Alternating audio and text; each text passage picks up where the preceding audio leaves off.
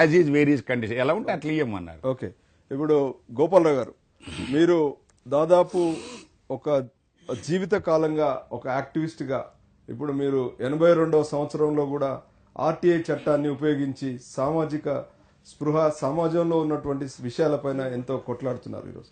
అయితే మీరు ఒకటి చెప్పండి, సమాచార హక్కు చట్టంలో ఆర్టీఐ యాక్టివిస్ట్ అనే అటువంటి ఒక వ్యక్తికి ఉన్నటువంటి అర్హత ఏంటి? అతను అసలుకు ఆయన అవసరం ఉందా? చట్టంలో ఎక్కడ కూడా ఆర్టీఐ యాక్టివిస్ట్ అనేటువంటి పదాన్ని ఎక్కడ కూడా తీసుకురాలేదు. మరి అసలు దీన్ని ఎలా అర్థం చేసుకోవాలి? ముందుగా నా అనుభవంలో చూస్తే ఆర్టీఐ యాక్టివిస్టులు అన్నవాళ్ళలో చాలామంది ఈ సమాచార హక్కు చట్టం యొక్క ఆంతర్యాన్ని, సమాచార హక్కు చట్టం ప్రవేశపెట్టింది దేనికి ప్రవేశపెట్టారు అనే మూలాన్ని బాగా తెలుసుకున్నట్టుగా నాకు అనిపించటం లేదు. ఇది మౌలికంగా ఆనాడు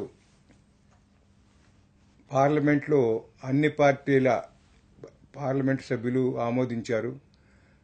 మన్మోహన్ సింగ్ గారు, అబ్దుల్ కలాం గారు ఆ ఫస్ట్ వార్షికోత్సవంలో వారు మాట్లాడిన మాటల్ని అర్థం చేసుకుంటే వాళ్ళు నిజాయితీగా ఒప్పుకున్నారు.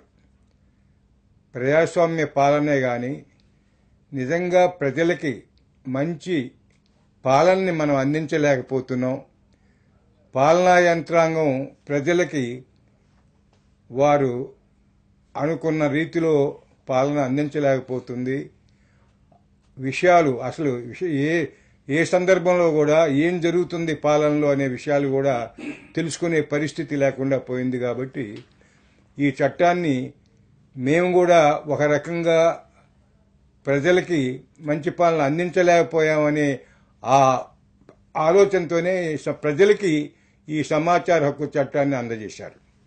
కాకపోతే ప్రజలు కూడా ముందుగా ఈ చట్టాన్ని గురించి చక్కగా అవగాహన చేసుకుని అసలు ఎక్కడి నుంచి స్టార్ట్ కావాలి మనం, ఈ చట్టాన్ని మెల్లమెల్లగా పై స్థాయికి పాలనలో ఉన్న అన్ని అవకతవకల్ని, అక్రమార్జన సంస్కృతిని, అక్రమాలని, అన్యాయాలని మనం అదుపు చేసి చక్కని పాలన ప్రజలకి అందాలంటే అది స్టెప్ బై స్టెప్ ఎక్కడి నుంచి మనం స్టార్ట్ కావాలనే దాంట్లో చాలా యాక్టివిస్టులు కాస్త తొందరపడ్డట్టుగాను కనపడుతుంది.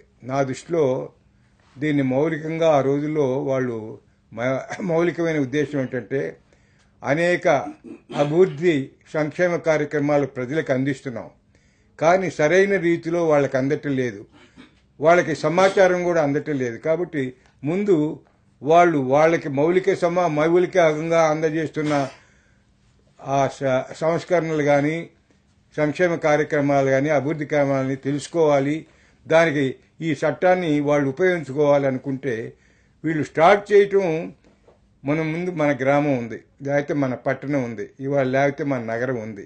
మన నగరంలో 30 సర్కిల్స్ ఉన్నాయి, సర్కిల్స్లో ఒక సర్కిల్లో మనం ఉన్నాం, మన ఏరియాలో ఉన్నాం. అసలు మౌలికంగా తెలుసుకోవాల్సింది మన చుట్టూ ఉన్న మన ఇంటి ముందు రోడ్ల నిర్మాణం ఎలా ఉంది, ఈ రోడ్లకి ఎంత ఖర్చు పెడుతున్నారు, నాణ్యత లోపానికి కారణం ఏమిటి, అట్లాగే మన ఇంటి ముందున్న డ్రైనేజీ మాటికి పొర్లిపోతుంది, మనం పన్నులు కడుతున్నాం, మన పన్నులు ఎంత కడుతున్నాం, దీనికి ఎంత ఖర్చు పెడుతున్నారు, అసలు ఈ మౌలికమైన సమాచారం కనుక మనం తెలుసుకుని దాన్ని బట్టి మనం పాలనా యంత్రాంగాన్ని ప్రశ్నించే ఆ తరహా కనుక సోషల్ యాక్టివిస్టులు, ఈ ఆర్టీఐ యాక్టివిస్టులు కనుక ఇదైతే దీని ఇంపాక్ట్ చాలా బాగుంటుంది. అట్లా అనేక రంగాలు, అట్లాగే మన ఇంటి ముందు రోడ్ల పరిస్థితి, అట్లాగే డ్రైనేజ్ పరిస్థితి, మన ఆస్తి పన్ను పరిస్థితి, వాళ్ళు ఖర్చు పెడుతున్న విధానం, ఇవన్నీ కూడా మౌలికంగా అట్లా అడుగుతూ ఉంటే కొంత ఇంపాక్ట్ అసలు పాలనా యంత్రాంగం మీద కూడా కరెక్ట్గా అడుగుతున్నారు. దీన్ని మనం చాలా చక్కగా చెప్పి వివరంగా